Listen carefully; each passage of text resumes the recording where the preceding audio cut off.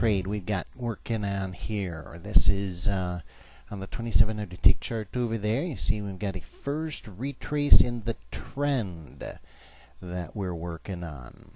So that's our setup. That's what we're looking for. Now, we had a previous opportunity to go short. Let's point this out. See that cycle high where KD go up to the top of the range and cross down, and price went up to the 15 EMA. But we don't want to take that because that was right after a parabolic move down. And part of our rules is we don't take the next high after a parabolic move down. Normally the market doesn't go, it just at least gets a complex retrace. Now, not always, nothing's 100%, but that's one of the rules, so we wait. Okay, so now over here on the 300 tick chart, our trigger chart, we need a trigger, and we've had that trigger. Potentially we've had that trigger with the cycle high and all of that. But again, that's not really a good trigger because when we go back and look at our long-term chart, KD mom are all angling up while we got that trigger to go short. So the short-term and the long-term chart, in this case 300 tick chart and 2700 tick chart, are a 9-to-1 ratio. So they're very loosely correlated. So to take the first trigger normally doesn't work that well. Now we use the medium-term chart here in between as our confirmation chart, and primarily that means we need mom to be angling in the direction of the trade. K and D is also good. Here we've had concurrent cycle highs, so that's great. It's another thing we look for. Also, by the way, look at the 900 tick chart. It's also a rubber band trade, isn't it? It's a second retrace in the trend with the rubber band trade. So cycle high when the 50 MA is angling down, and price is above the 50 MA. It's an ABC complex retrace. So that's kind of nice to have there too. But the problem is, again, back on that 2700 tick chart, we need to see some movement on their indicators in the direction of our trade on that 2700 tick chart. So normally what I'm doing, it's so easy to get sucked into these things early on these eagle eye trades. And because of that ratio between the short term and the long term is such a huge disparity, being a 9-to-1 ratio, I like to wait for usually the second, like we're going short here, or potentially going short, that's our intention. That's the setup. I like to wait for the second cycle high on the short-term chart in my trigger, and I like to get KD mom, at least one of those angling down, or I won't even take the trade on the long-term chart. And sometimes you can even get 3 cycle highs before it actually follows through to the 3 cycle highs on the short-term chart before you get the actual follow-through on the long-term chart. So it just depends. You would think, some people think, well, if there's a 3-to-1 ratio, like between 300 and 900, there's 3 cycle highs for every one on the short-term chart for every 1 cycle high on the 900 tick chart. No, it doesn't work that way. You might think it should, but it doesn't. So you don't know quite how many cycle highs you're going to get, despite the ratio. But between the short-term and the long-term, you usually get at least 2 or 3. So here is our second one. Now, this is a bit of a problem because K does not get even close to 80. So we do have our confirmation on the long-term chart, right? We've got KD and mom all angling down on that high. That's really just a swing high. It's not even technically a cycle high that we had on the 300 tick chart. But problem was we didn't get a good cycle high. We didn't get K. Actually, we didn't even get a cycle high. It was just a swing high because D didn't get up to 45 quite. It's close, really close. But more importantly, D didn't get to 45, but K didn't get up to 80, and not even close. So yeah, not a good conservative entry. If we took it, probably be okay. I mean, it's looking good now anyway. The nice thing is we've got a mini divergent second chance pattern on the 2700 tick chart, and we really like that. That's something to always look for. If you get a second chance pattern on the 2700 tick chart and the indicators are angling in the direction of your trade on the 2700 tick chart, boy, that is a sweet deal. Don't always get that, obviously, but when you do, sweet deal. So we got it. We got that, but we didn't get a great trigger on the short-term chart. So as of now, we're still not in the trade. So now sometimes you won't ever get in onto the trades. The three charts just won't line up at the time you want them to.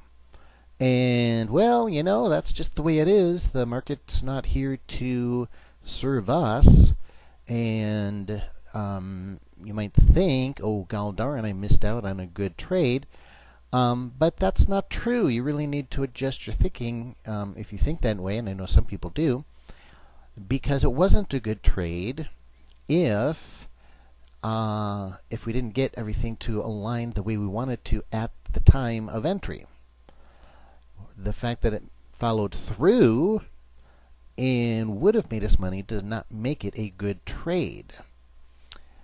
Any single one opportunity has no particular probability scenario attached to it. And we can't build our, we want to trade methodically, so we can't build a methodology based on one instance. It doesn't have any statistical probability. So we need to look at the things that happen frequently and that are reliable consistently, and then only trade those. And the ones that quote-unquote work but didn't set up with a high probability setup, we don't want them anyway, believe it or not. You might think you do because, oh, it would have made money that time, but the problem is you don't know that ahead of time.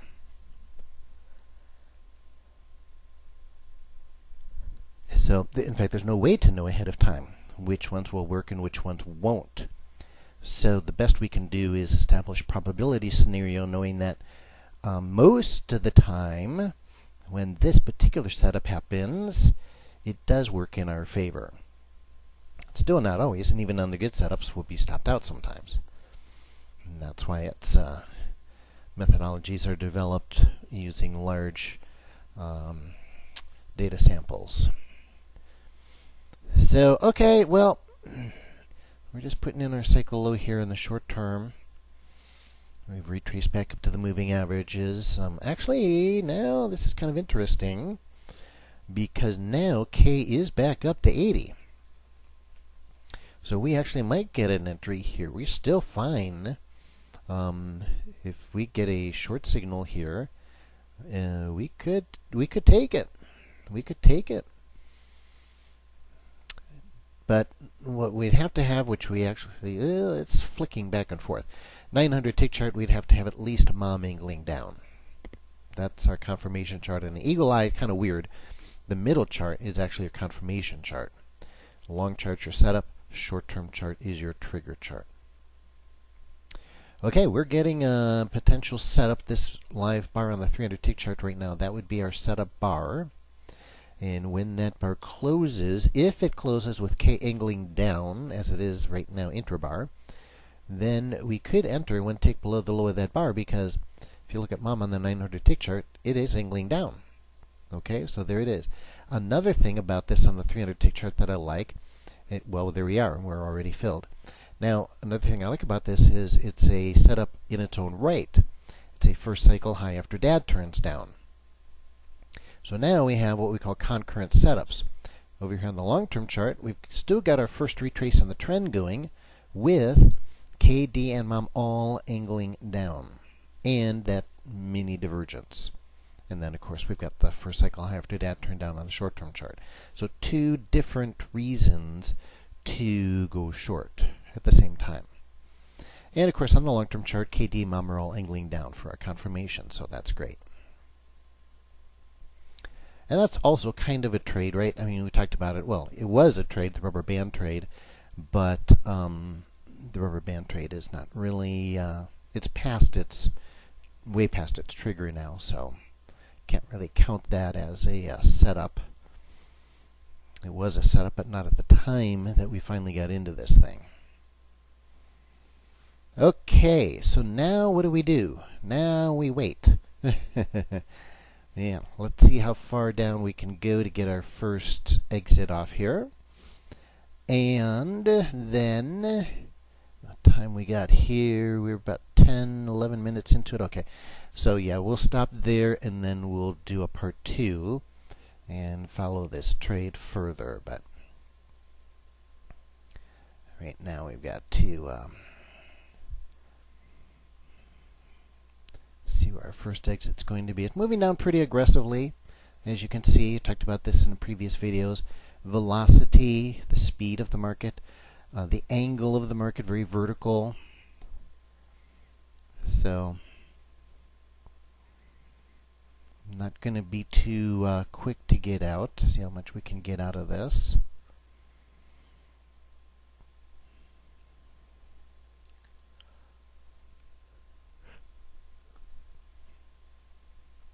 On the other hand, it is our first exit, so on the first exit I tend to be a little more conservative, but there's well, I was going to say there's no reason to get out. Actually, there is.